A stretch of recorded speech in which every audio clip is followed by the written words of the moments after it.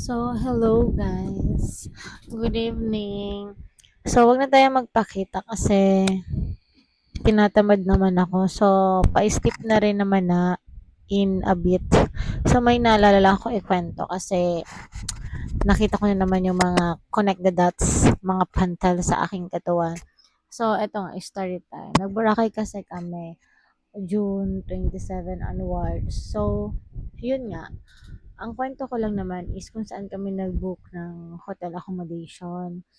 Yung hotel na yon is favorite namin talaga yon. Since then, nung na-discover namin yon, doon na kami lagi nag-a-avail. Doon kami nagbo-book via Agoda na lagi. Lagi naman kami via Agoda. Pero doon na talaga kami nagbo-book lagi. Kung nagtatry naman kami sa ibang hotel doon sa Boracay, so, binabalikan namin yung Alice in Wonderland kasi gusto namin yon. Yung Alice in Wonderland sa Boracay, super worth it siya kasi malapit lang sa beach, konting kembot lang na lakad. Nandun ka na sa White Beach at very safe siya kasi in front of police station siya. Literal, in front of the hotel, yung police station. Paglabas mo, yun agad yung bubungad sa'yo. And then, meron siya doon katabi na 7-Eleven, mga restaurant, tsaka may ATM din doon. Super convenience talaga nung hotel na yon, super place. At wala din naman ako doon masabi kasi super worth it talaga yung price with breakfast na yon. And then, yung rooms nila is marami na rin hanggang third floor. Low rise lang siya, so hindi siya masyado nakakapagod tumaas kapag galing ka sa beach. So, talagang yun yung mga hinahanap namin na tama lang, hindi masyado super high-rise na mga accommodation. So, syempre, dahil nag-enjoy lang naman kami, lagi naman kami nasa labas lang ng hotel, except pag nagpapahinga, pag gusto mag-nap, tapos pag matutulog kapag gabi.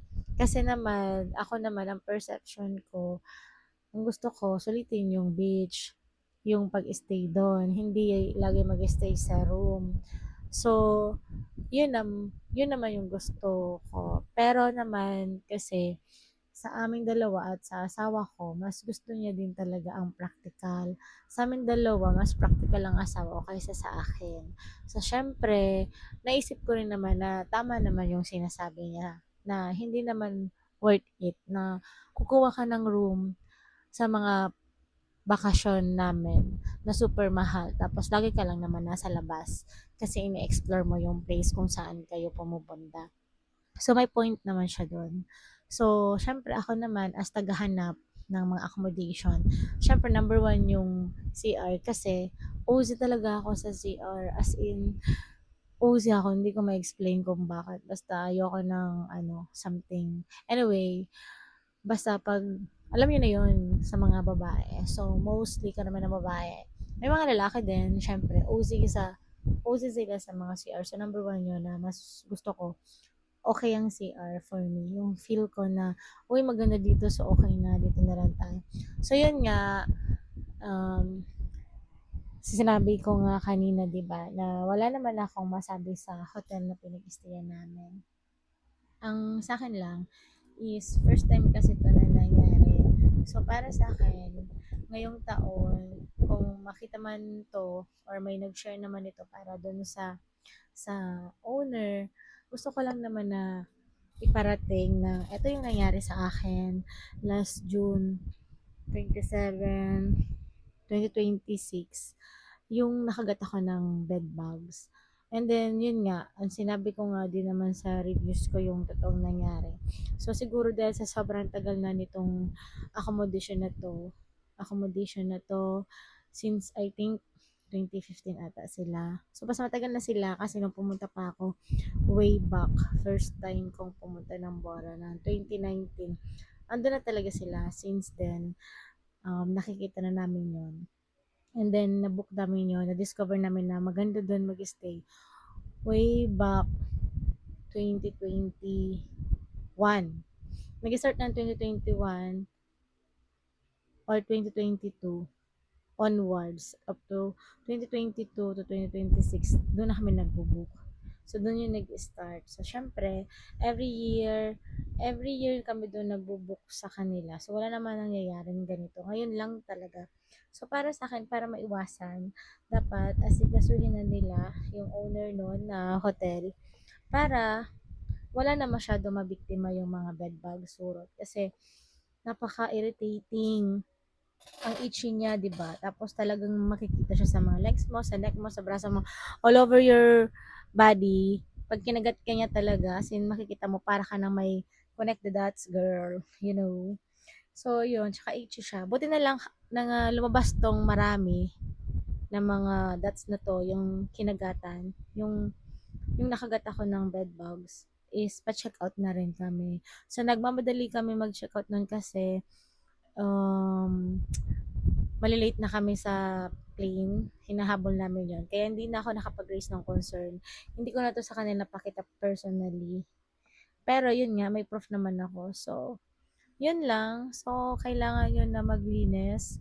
At if ever palitan na yung mga dapat palitan doon kasi yung iba medyo may something na nasira or something, yung mga simple lang naman like yung sa CR, yung faucet nila, tapos yung CR nila, medyo yung room namin una is medyo mabaho yung CR pag binubuksan mo siya. So, at dahil nga OZ ako, nagpa-transfer kami sa ibang room. So, buti na lang, ina-accommodate naman kami. So, thank you so much talaga kasi super bait naman talaga nila. Wala naman akong masabi. So, kung ako tatanungin, magbubuk pa rin ako din sa kanila. Pero, I will tell them na doon ako na lang sa bagong rooms. Kasi meron naman silang bagong rooms. Nagkataon lang, fully booked sila kasi lagi. So, nagkataon na napunta sa amin, dun kami sa second floor, napunta kami sa mga old room. So, syempre, hindi naman natin in-expect to kasi last year nga, and then last year, hindi naman nangyari to sa akin na nakagat ako ng bed bugs. Ngayon lang. So, baka time na para ma-check yung mga facilities and sa mga rooms din. So, yun lang din naman. Recommended pa rin naman siya. So, nasa inyo na lang guys. Pero, sana wala na din mabiktima ng ganitong surut. Lalo na kung may batang kasama. Kawawa naman sila sa pagkagat ng bed bugs. So, ipopost ko dito yung proof para in case makita nila na totoo naman talaga yung sinasabi ko. So, yun lang guys. Thank you for listening. So, ito nga yung sinasabi ko, oh, 'di ba? Ayan yung proof na kinagat ako, grabe, as in. Buti lang naka-uwi na kami at hindi na masyado nakakaano yan habang nagtutour island hopping or nasa beach ako. Kasi syempre, super kate. So, syempre, masisira yung araw ko. So, buti na lang, that time na yan, lumabas na sila ng madami. At kumati na sila, pa-check out na kami nun. So, yun lang. So, sana magawa na nila yun ng paraan para wala na din sa kanila reklamo or mag-raise ng concern about that. Kasi ito sa akin, ito yung concern ko. Pero hindi ko naman sila nakausap kasi mamadali na kami. So, ayan na lang. For awareness din. And, yun. Sana maging malinis na yung mga bedbugs doon.